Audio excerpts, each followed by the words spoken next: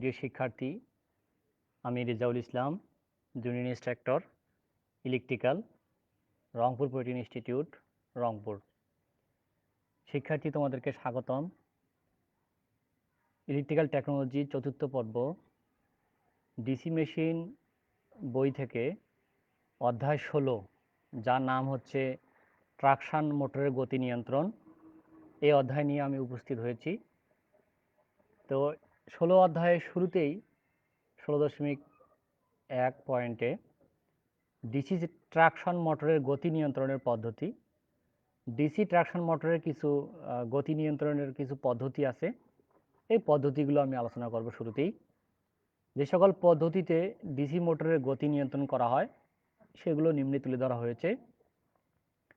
তার মধ্যে 1 নম্বর হচ্ছে আর্মেচার সার্কিটের রেজিস্ট্যান্স পরিবর্তন করে, এটাকে বলা হয় রিওস্ট্যাটিক কন্ট্রোল। 2 নম্বর হচ্ছে মোটরের প্রয়োগকৃত ভোল্টেজের মান পরিবর্তন করে, এটাকে বলা হয় ভোল্টেজ কন্ট্রোল। এবং 3 নম্বর হচ্ছে প্রতি পোলের ফ্লাক্স পরিবর্তন করে, এটাকে বলা হয় ফিল্ড কন্ট্রোল। অর্থাৎ শিক্ষার্থী, ডিসি ট্রাকশন মোটরের গতি 3 উপায়ে নিয়ন্ত্রণ করা যায়। 1 নম্বর হচ্ছে রিওস্ট্যাটিক কন্ট্রোলের মাধ্যমে, 2 নম্বর হচ্ছে ভোল্টেজ কন্ট্রোলের মাধ্যমে এবং 3 হচ্ছে ফিল্ড কন্ট্রোলের মাধ্যমে। তো এখন আমরা এই কন্ট্রোলের বিস্তারিত আলোচনা করব। শুরুতেই রিওস্ট্যাটিক কন্ট্রোল পদ্ধতি নিয়ে আলোচনা করব। শিক্ষার্থী, এই পদ্ধতিতে ডিসি মোটরের প্রধান সার্কিটে একটি পরিবর্তনশীল রেজিস্ট্যান্স বহিস্থভাবে লাগানো হয়। পাশের চিত্রে দেখানো হয়েছে। এই যে চিত্রটা দেখো, পাশের চিত্রে এটা হচ্ছে মোটরের আর্মেচারের অভ্যন্তরে দেখো একটা পরিবর্তনশীল রেজিস্ট্যান্স, অর্থাৎ এই যে রেজিস্ট্যান্সটার মান কম বেশি করে মোটরের মধ্যে আমরা কারেন্ট কম বেশি করতে পারবো। তো এটা সংযোগ করা হয়। স্টার্টিং মুহূর্তে মোটরের ব্যাক ইএমএফ শূন্য থাকে, অর্থাৎ যখন আমরা মোটরটা স্টার্ট করব এই সময় মোটরের ব্যাক ইএমএফ থাকে না। এই অবস্থায় বহিস্থ রেজিস্ট্যান্স সিরিজের সর্বোচ্চ মান থাকে। শিক্ষার্থী, আমরা যে পরিবর্তনশীল রেজিস্ট্যান্স সংযোগ করি শুরুতেই সর্বোচ্চ মান থাকে এই রেজিস্ট্যান্সের। এই জন্য ফুল লোড রেটেড কারেন্টে ভোল্টেজ ড্রপ লাইন ভোল্টেজের সমান হয়। মোটরের গতি বাড়ার সাথে সাথে যখন আমরা লাইন দিচ্ছি, মোটরের গতি বাড়তেছে, বাড়ার সাথে সাথে মোটরে ব্যাক ইএমএফের সৃষ্টি হবে ও বৃদ্ধি পেতে থাকে এবং এই অবস্থায় ধীরে ধীরে রেজিস্ট্যান্স কমিয়ে মোটরের স্টার্টিং থেকে গতি অবস্থায় কারেন্ট একই হয়। যখন গতিতে হয়ে যায় তখন আমরা রেজিস্ট্যান্সটা ধীরে ধীরে কমিয়ে নিই। এটাই হচ্ছে 1 নম্বর পদ্ধতি। এবার 2 নম্বর পদ্ধতি, যার নাম হচ্ছে ভোল্টেজ কন্ট্রোল পদ্ধতি। এই পদ্ধতিতে সিরিজ মোটরের টার্মিনাল ভোল্টেজ জেনারেটরের মাধ্যমে পরিবর্তনশীল ভোল্টেজ আরোপ করা হয়।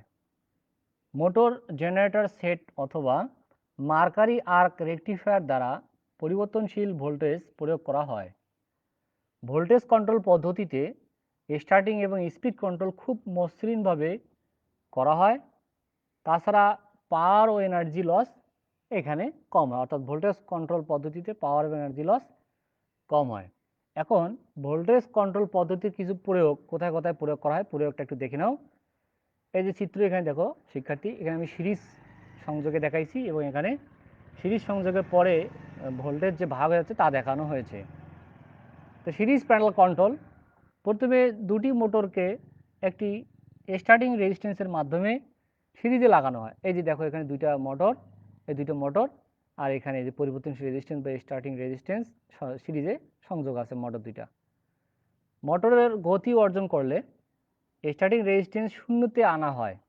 এই অবস্থায় প্রতি মোটরের আড়াআড়িতে ভোল্টেজ আরোপিত ভোল্টেজের অর্ধেক হয়। শিক্ষার্থীকে একটু দেখো, এটা যেহেতু আমাদের পরিবর্তনশীল রেজিস্ট্যান্স, এই রেজিস্ট্যান্সের মান কম বেশি করে মোটরের মধ্যে কারেন্ট প্রবাহ করা হয়।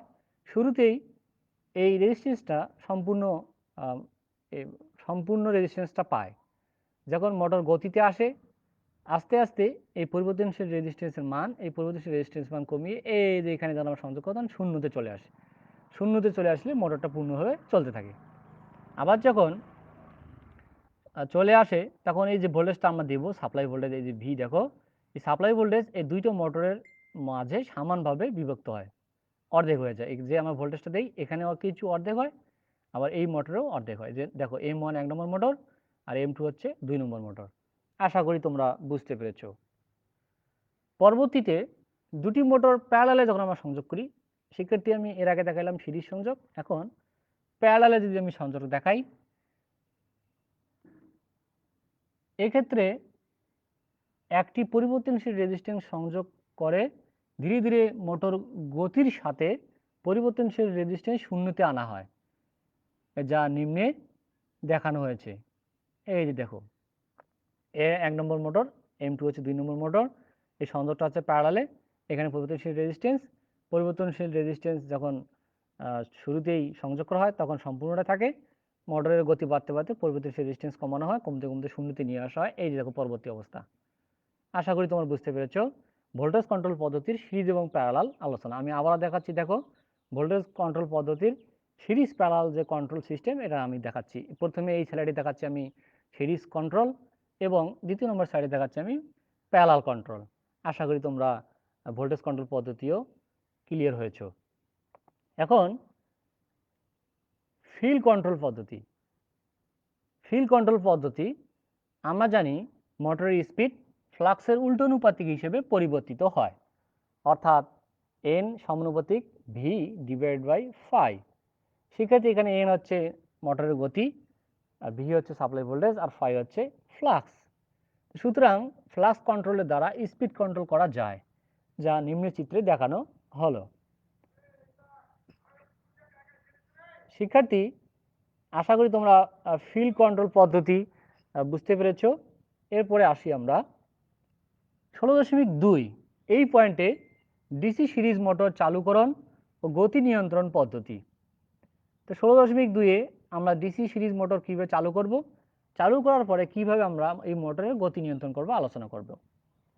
শিক্ষার্থী, ডিসি সিরিজ মোটর স্টার্টারের গঠন অনেক সহজ, যা উপরের চিত্রে দেখানো হয়েছে। মোটর চালুর শুরুর দিকে স্টার্ট আর্মকে ডান দিকে সরিয়ে সর্বোচ্চ রোধের সাথে সংযুক্ত করা হয়, ফলে মোটর অল্প পরিমাণ কারেন্ট গ্রহণ করে চালু হয়। সেক্ষেত্রে এই চিত্র দেখো, এটা হচ্ছে স্টার্ট আর্ম, এখানে 1 থেকে 5 নম্বর পয়েন্টের রেজিস্ট্যান্স আছে, এখানে নো লোড রিলিজ কয়েল, এখানে এর সাথে মোটরে আছে। তো শিক্ষার্থী, এই দেখো যখন আমরা এখান থেকে সাপ্লাই দিব, শুরুতেই 1 নম্বর পয়েন্টের সাথে সংযুক্ত থাকে, ফলে সম্পূর্ণ রেজিস্ট্যান্সটাই পায়। পড়ার ফলে অল্প পরিমাণ কারেন্ট এই মোটরটা যায় এবং মোটরটা চালু হয়। তারপর ধীরে ধীরে যখন আমরা এই স্টার্টামের মাধ্যমে রেজিস্ট্যান্সকে ধীরে ধীরে সরানোর ফলে মোটরের মধ্যে পরিবেশ কারেন্ট প্রবাহের সময় রেজিস্ট্যান্স কম পাবে, ফলে কারেন্ট প্রবাহের মান বেড়ে যাবে। বেড়ে গেলে মোটরটি পূর্ণ কারেন্ট পাবে, অর্থাৎ সম্পূর্ণ সাপ্লাই কারেন্টটা পাবে। সাপ্লাই কারেন্ট যদি সম্পূর্ণটা পায়, সেই ক্ষেত্রে মোটরের স্পিড বেড়ে যাবে। এভাবে ডিসি সিরিজ মোটরটা চালু করা হয়। শিক্ষার্থী দেখো, আমি আবারও বলছি, ডিসি সিরিজ মোটর চালুকরণ, অর্থাৎ ডিসি সিরিজ মোটর আমরা কীভাবে চালু করব। সমাধানে আসো, এই চিত্রটা একটু খেয়াল করো। এই চিত্রটা হচ্ছে এখানে স্টার্ট আর্ম, এখানে 1 থেকে 5টা পয়েন্ট আছে রেজিস্ট্যান্স পরিবর্তন করার জন্য। এটা হচ্ছে নো লোড রিলিজ কয়েল, আর এটা হচ্ছে তোমাদের মোটর। যখন আমরা সাপ্লাই দিব স্টার্ট আর্মের মাধ্যমে, তখন সম্পূর্ণ রেজিস্ট্যান্সটা কাজ করার কারণে খুব কম পরিমাণ কারেন্ট মোটরে প্রবাহিত হয়। এই অল্প পরিমাণ কারেন্ট প্রবাহিত হয়ে মোটর চালু হয়। চালু হলে পরবর্তীতে আমরা এই স্টার্ট আর্মকে ডান দিকে ধীরে ধীরে সরানোর ফলে রেজিস্ট্যান্স সম্পূর্ণ থাকে না, আর না থাকার কালে মোটরে সম্পূর্ণ সাপ্লাই পায়, অর্থাৎ যে সাপ্লাই কারেন্টটা দেবো সম্পূর্ণটা পায়। পেলে মোটর ধীরে ধীরে গতি বেড়ে যায়। এভাবে ডিসি সিরিজ মোটরকে চালু করা হয়। আশা করি তোমরা ডিসি সিরিজ মোটর চালুকরণ পদ্ধতি বুঝতে পেরেছ। এরপরে আমরা গতি যে নিয়ন্ত্রণ করব, অর্থাৎ স্পিড কন্ট্রোল, এই স্পিড কন্ট্রোল নিয়ে আলোচনা করব। তো ডিসি সিরিজ মোটরের গতি দুভাবে নিয়ন্ত্রণ করা যায়। নাম্বার 1 ফিল্ড কন্ট্রোল পদ্ধতি, এবং নাম্বার 2 ভেরিয়েবল সিরিজ রেজিস্ট্যান্স পদ্ধতি। তো আমরা 1 নম্বর পদ্ধতি আলোচনা করব, ফিল্ড কন্ট্রোল পদ্ধতি। শিক্ষার্থী দেখো, ফিল্ড কন্ট্রোল পদ্ধতি নিম্নলিখিত যে কোনো একটির সাহায্যে সিরিজ মোটরের ফ্লাক্সের পরিবর্তন করা যায়। তো কি কি পদ্ধতিগুলো হচ্ছে ফিল্ড ডাইভার্টার ব্যবহার করে। তো ১ নম্বরে আমি ফিল্ড ডাইভার্টার ব্যবহার করে যে ফ্লাক্সের পরিবর্তন করতে পারবো তা আলোচনা করতেছি। শিক্ষার্থী, ডিসি সিরিজ মোটরের সিরিজ ফিল্ডের প্যারালালে একটি পরিবর্তনশীল রেজিস্ট্যান্স সংযোগ করা হয়, যাকে ডাইভার্টার বলে। সেক্ষেত্রে এখানে দেখো, এখানে আছে সিরিজ ফিল্ডের আড়াআড়িতে বা প্যারালালে একটা পরিবর্তনশীল রেজিস্ট্যান্স সংযোগ করা হয়। এই পরিবর্তনশীল রেজিস্ট্যান্স হচ্ছে ডাইভার্টার। দেখো আমি এখানে লিখে দিয়েছি ডাইভার্টার। আশা করি তোমাদের যদি প্রশ্ন করি তোমরা অ্যান্সার দিতে পারবে। ডাইভার্টার বলতে কি বোঝায়? তোমাদের প্রশ্ন রয়ে গেল, তোমরা কমেন্ট করে আমাকে উত্তরটা জানাও। প্রশ্নটি আমি আবারও বলতেছি, ডাইভার্টার ফিল্ড বলতে কি বোঝায়? তো শিক্ষার্থী, এই বিস্তারিত পাশের চিত্রে দেখানো হয়েছে ডাইভার্টারকে আমরা অ্যাডজাস্ট করে অর্থাৎ পরিবর্তন করে এর মধ্য দিয়ে পছন্দ অনুযায়ী কারেন্টটা আমরা পাঠাইতে পারবো। তো আমি আবারও বলতেছি শিক্ষার্থী, ডিসি সিরিজ মোটরের গতি দুভাবে নিয়ন্ত্রণ করা যায়, তা হচ্ছে ফিল্ড কন্ট্রোল পদ্ধতি এবং ভেরিয়েবল সিরিজ রেজিস্ট্যান্স পদ্ধতি। ফিল্ড কন্ট্রোল পদ্ধতি আবার ফ্লাক্স পরিবর্তন করা যায় দুইভাবে, তার একটা হচ্ছে ফিল্ড ডাইভার্টার ব্যবহার করে। তো ডিসি সিরিজ মোটরে সিরিজ ফিল্ডের প্যারালালে একটা পরিবর্তনশীল রেজিস্ট্যান্স সংযোগ করা হয়, এটাকে বলা হয় ডাইভার্টার। এই পাশের চিত্রে এটা দেখানো হয়েছে, এই ডাইভার্টারকে অ্যাডজাস্ট করে এর মধ্য দিয়ে পছন্দ অনুযায়ী কারেন্ট প্রেরণ করা যায়। তো এরপরে আসবো আমরা আর্মেচার ডাইভার্টার। আর্মেচারেও যদি আমরা একটা ডাইভার্টার ব্যবহার করি তাহলেও ফ্লাক্সের কম বেশি হবে। তো শিক্ষার্থী, এই যে চিত্রটা দেখো তোমরা, চিত্রে একটি ডাইভার্টারকে আর্মেচারের প্যারালালে সংযোগ দেখানো হয়েছে, যাকে আর্মেচার ডাইভার্টার বলা হয়। এই ডাইভার্টার কাজ হলো আর্মেচারের স্বাভাবিক কারেন্টের কিছু অংশ এর মধ্য দিয়ে প্রবাহিত করানো। সেক্ষেত্রে এই চিত্রের মধ্যে খেয়াল করো, আমি যে পয়েন্ট আলোচনা করছি সেটা হচ্ছে আর্মেচার ডাইভার্টার।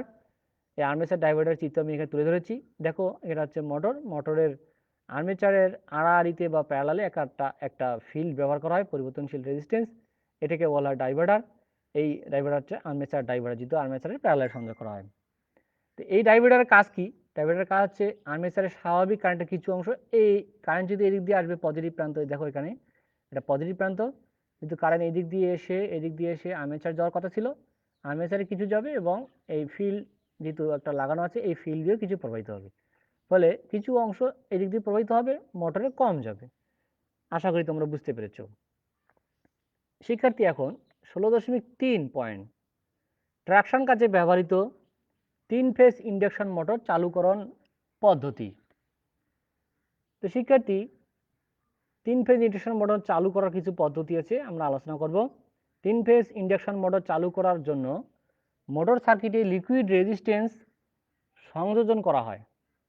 লিকুইড রেজিস্ট্যান্স ব্যবহার করা হয় কারণ কি? কারণ হচ্ছে এদের কোনো ইন্ডাকটেন্স নেই যা মসৃণভাবে কর্তন করা যায়।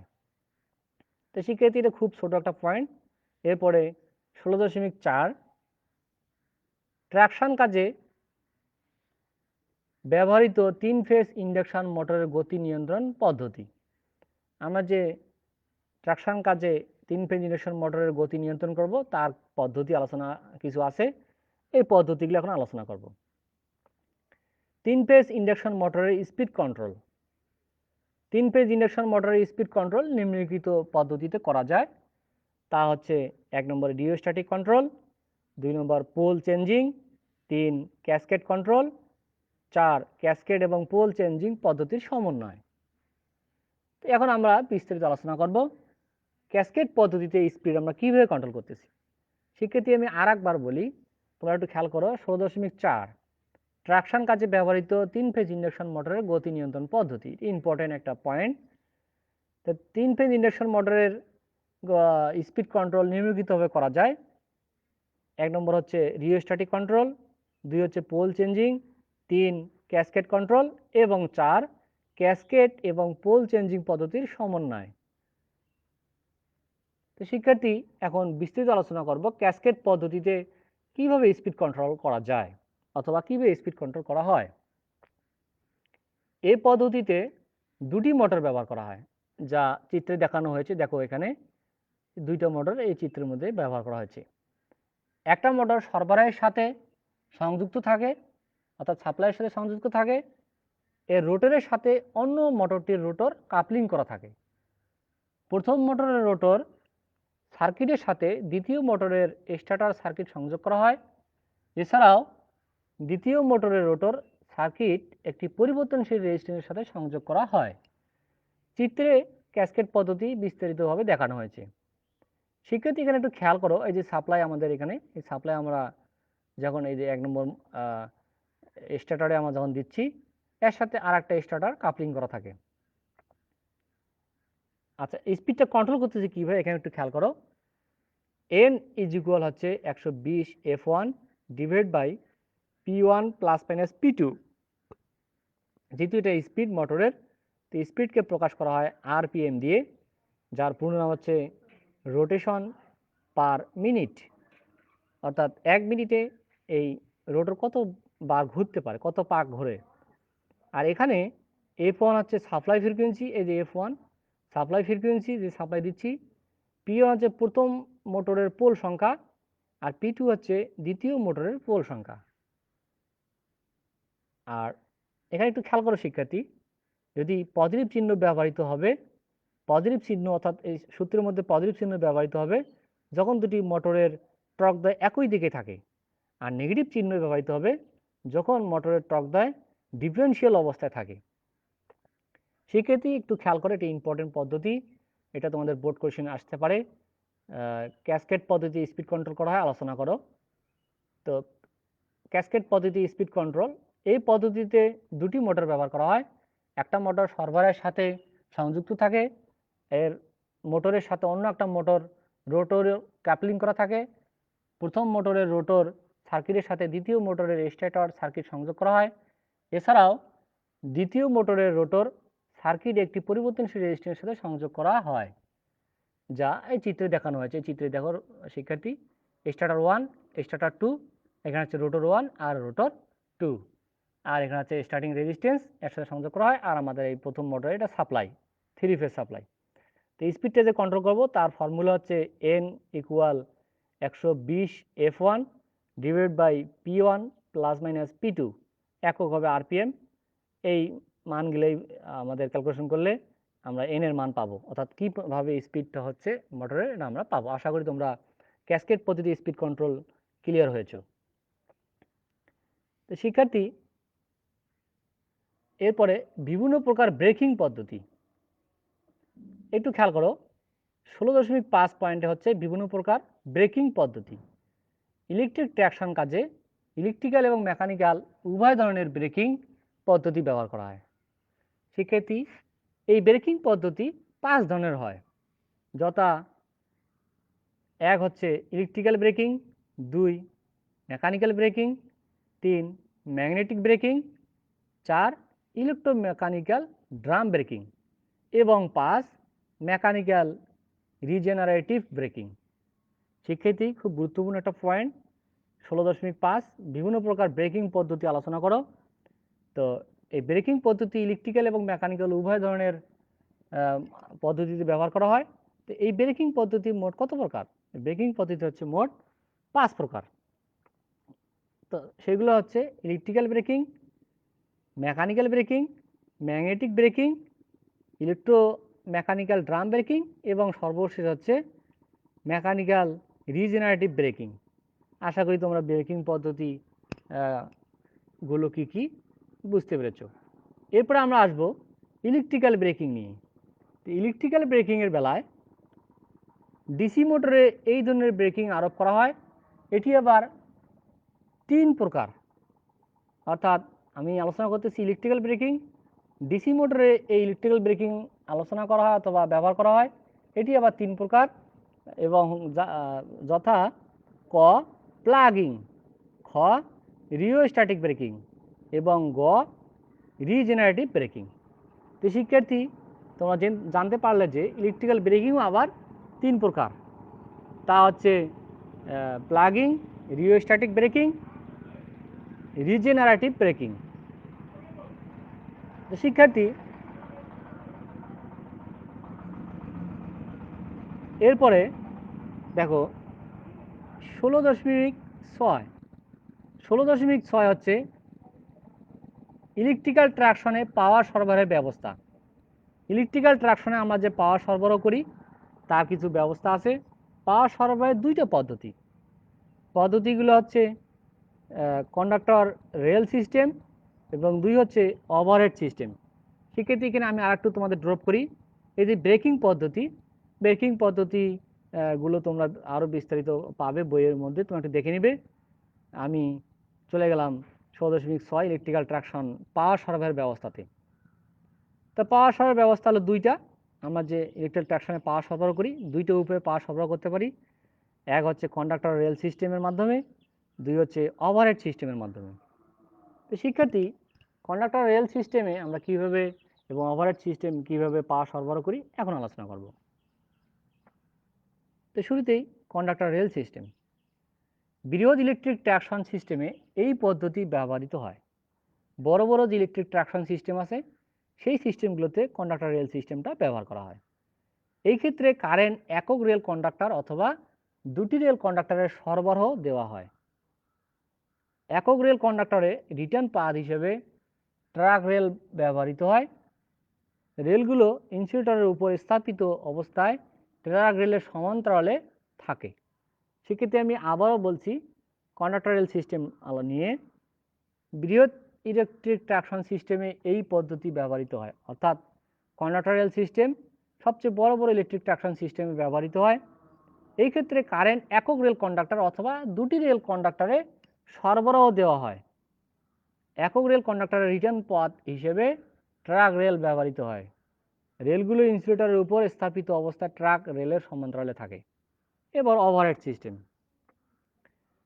1500 ভোল্ট কিংবা এর ঊর্ধ্বে অর্থাৎ 1500 ভোল্টের বেশি ভোল্টেজ প্রয়োজন যদি হয়, সেক্ষেত্রে ওভারহেড সিস্টেম গ্রহণ করা হয়।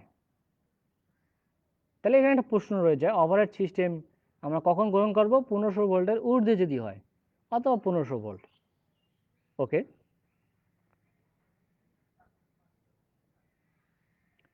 উচ্চমানের অপারেটিং ভোল্টেজ এবং ট্রেনের জন্য প্রয়োজনীয় হাই পাওয়ার দেওয়া হয়। এই ওভারহেড সিস্টেমে পাওয়ার সরবরাহ AC railway, DC tramway, trolley bus ইত্যাদিতে ব্যবহার করা হয়।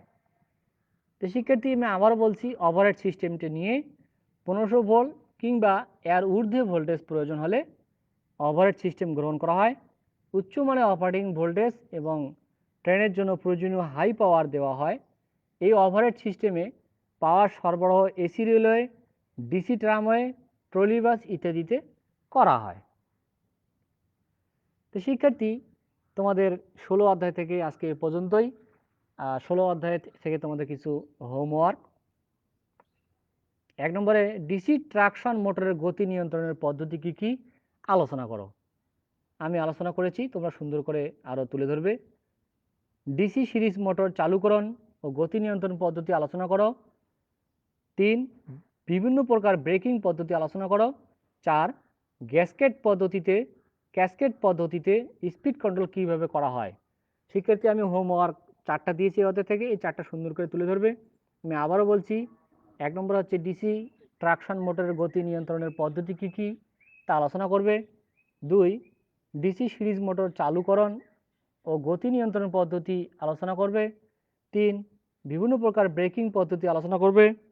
এবং সর্বশেষ 4, ক্যাসকেড পদ্ধতিতে স্পিড কন্ট্রোল কীভাবে করা যায় তা তোমরা সুন্দর করে আলোচনা করবে।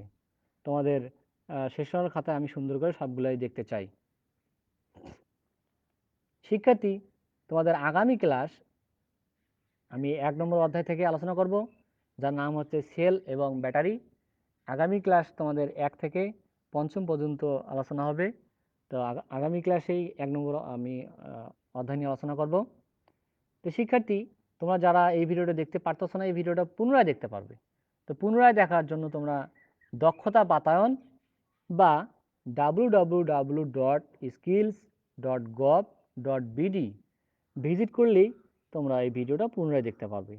যারা আমাকে লাইভ ক্লাস শুনতেছো এবং যারা শুনতে পারতেছো না ব্যস্ততার কারণে, তোমরা ফ্রি সময়ে এই লাইভ ক্লাসগুলো দেখে নেবে। এই লাইভ ক্লাসগুলো কন্টিনিউ করো, এইভাবে পড়াশোনা করো বাসায় বসে থেকে থেকে, তাহলেই তোমাদের সবগুলা অধ্যায় এই বই থেকে শেষ হবে আশা রাখি। বাসায় বসে না থেকে সময়কে কাজে লাগাও। সময় এবং স্রোত কারোর জন্য অপেক্ষা করে না, সুতরাং সময় থাকতে সময়ের মূল্যায়ন করো। প্রতিদিন কন্টিনিউ পড়াশোনা করো, আর প্রত্যেক সাবজেক্টের উপর লাইভ ক্লাসগুলো তোমরা দেখো। দেখে দেখে তোমাদের যেখানে প্রশ্ন থাকে কমেন্ট করে প্রশ্ন করো, স্যারের সাথে যোগাযোগ করে ফোনে ওভার ফোনেও সমস্যার সমাধান করো। এই আশা রেখে তোমাদের কাছে আজকে বিদায় নিচ্ছি। আসসালামু আলাইকুম ওয়া রাহমাতুল্লাহ।